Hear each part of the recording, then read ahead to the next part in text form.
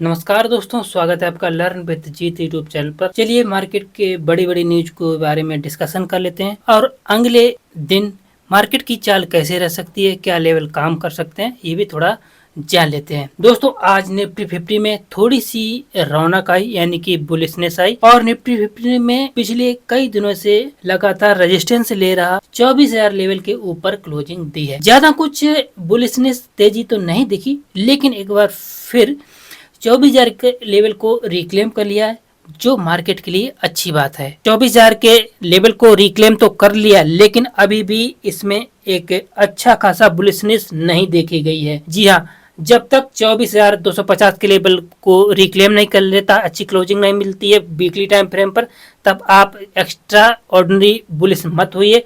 इसके बाद अगर 24,250 के लेवल पर क्लोजिंग मिल जाती है तो निफ्टी बड़े आराम से 24,550 के लेवल तक पहुंच सकता है। देखा जाए तो सेंसेक्स ने भी 77,100 के लेवल को भी रिक्लेम करके एक बार फिर से थोड़ा सा बुलिशनेस देखी जा सकती है। तो भाई ऐसे कई स्टॉक्स और सेक्टर हैं जिसमें तेजी से हलचल हुई है। देखा जाए तो एक बड़ी न्यूज इम्पैक्ट डाल सकती है आने वाले दिनों में, और इसका न्यूज का इंतजार जो आने वाली है उसका इंतजार आरबीआई भी कर रहा है। जी हाँ, हम बात कर रहे हैं दोस्तों यूएस फेड यानी कि फेडरल रिजर्व मीटिंग की। फेड पॉलिसी का असर आरबीआई पर भी पड़ता है और इसके साथ ही आरबीआई इसी के रास्ता से फैसला लेता है। तो देखने वाली बात है कि इस महंगाई के दौर में फेड मीटिंग के बाद क्या फेड दरें, इंटरेस्ट रेट दरें प्रभावित होती हैं, घटाई जाते हैं या फिर बढ़ाई जाती हैं, इसके लेकर सभी आरबीआई सहित लोग, इन्वेस्टर भी इंतजार कर रहे हैं। तो भाई आज सबसे बड़े स्टॉक्स की बात करें तो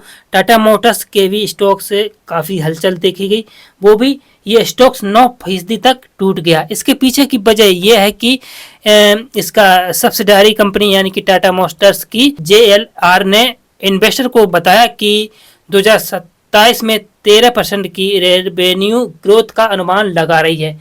इसी के चलते इन्वेस्टर को ये न्यूज पसंद नहीं आया। इसके चलते कंपनी का स्टॉक 9% तक टूट गया, जो कि बड़ी बात है। अगले चलते हैं डिफेंस सेक्टर की बात करूं। डिफेंस सेक्टर में बात करें तो डिफेंस सेक्टर बूम पर रहा आज डिफेंस सेक्टर, क्योंकि आज डिफेंस सेक्टर के लिए एक बड़ी न्यूज सामने आई है। जी हाँ, सरकार के द्वारा बताया गया कि देश का डिफेंस मैन्युफैक्चर सेक्टर लगातार इस सेक्टर में ग्रोथ हो रही है और नई नई ऊंचाइयों पर पहुंच रहा है, जिससे कि निवेशक खुश दिखे और जमकर खरीदारी करके इन शेयरों पर लगातार दांव लगाया और इन शेयरों में तेजी देखी गई। इसके साथ ही एसी शेयरों में भी काफी हलचल देखी गई, क्योंकि इसके पीछे की वजह यह है कि मौसम विभाग ने बताया कि इस साल 35% कम बारिश का अनुमान जताया है। जी हाँ दोस्तों, ये बड़ी बात है क्योंकि सबसे बड़ी एग्रीकल्चर सेक्टर भारत में मौजूद है और कम बारिश होगी, यानी कि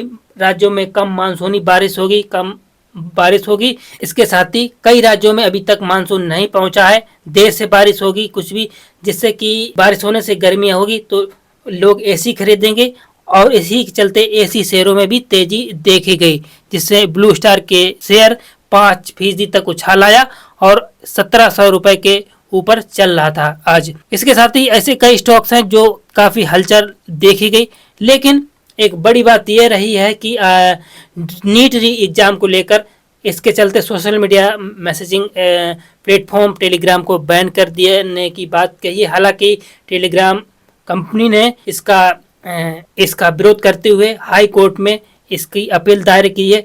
देखते हैं आगे चल के क्या होगा, लेकिन ध्यान देने वाली बात यह है कि सरकार को भी सोचना चाहिए कि जब तक ऐसे एग्जाम पर संवेदनशील नहीं होगी तब तक ऐसे बच्चों का भविष्य अधर में लटका रहेगा। और ऐसे कई सुसाइड हुए हैं जिससे कि हमको सबको एक सोचने पर मजबूर कर दिया कि हम इतनी बड़ी अर्थव्यवस्था होने के बावजूद अपने एग्जाम को सही सलामत नहीं कर पा रहे। उम्मीद करते हैं आज का वीडियो आपको जरूर पसंद आया होगा। वीडियो को लाइक शेयर कमेंट करना बिल्कुल मत भूलिएगा।